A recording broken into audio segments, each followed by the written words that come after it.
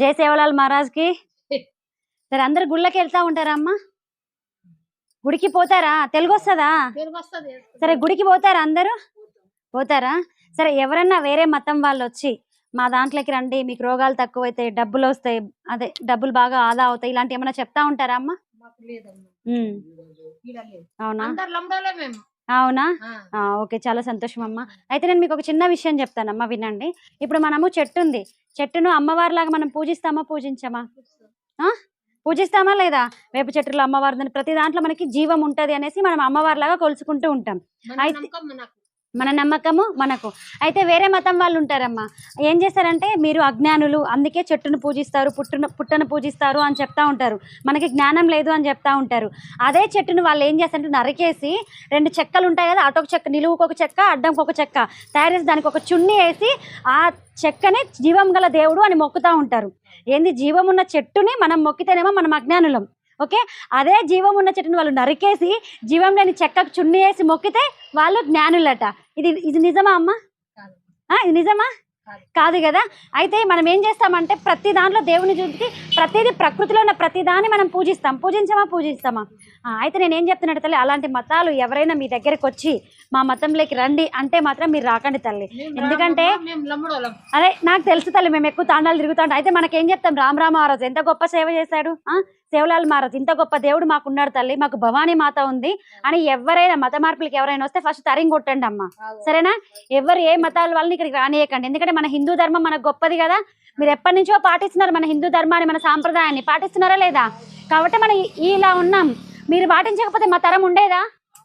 మా తాతలు అమ్మ నాన్నలు పాటించారు కాబట్టి మేము ఉన్నామమ్మా. మీరు పాటిస్తేనే రేపు మీ తరం మీ పిల్లలకు ఉంటది కదా. కాబట్టి తల్లి ఎవరైనా దయచేసి చెప్తారు కదా,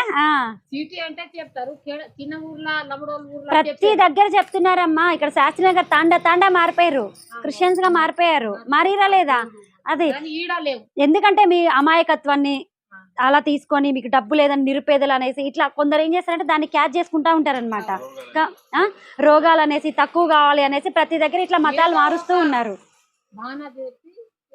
అది ఏదో ఒకటి చెప్పేసి మిమ్మల్ని మభ్య పెట్టి మతాలు మారుస్తున్నారు. దానికోసం మారద్దు అని చెప్తా ఉంటాం మేము, ఇంటింటి తిరగండి, సరేనా అండి? జై శ్రీరామ్ అండి, జై సేవలాల్. అవునండి, అవునా? ఓకే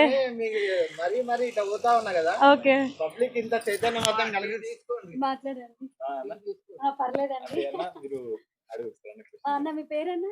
అమ్మ నా పేరు విజయ్. ఇట్లా వెళ్తున్నా దారిలా పొంగ మీరు చేస్తున్న సేవను చూసి మెచ్చుకుందామని మరీ వచ్చిన అక్క. జై శ్రీరామ్ అన్న. మరీ ఇట్లా రోడ్డుకు పోతా ఉన్నా, చూస్తా ప్రతి ఒక్క వీడియో చూస్తా. చూసి మీరు మొన్న ఒక కొత్త చర్చికి ఎవ్వరు రాకసిరు అని చెప్పారు చూడండి, దాని విషయంలో ఇక్కడ ఎవ్వరు పోకసిరు అని చెప్పారు చూడండి. ఇట్లా పోతా ఉన్నాం. నేను మా ఫ్రెండ్ అరే అన్న వాళ్ళు కలిసిరు, ఒకసారి కలిసి పోదామని వచ్చిన.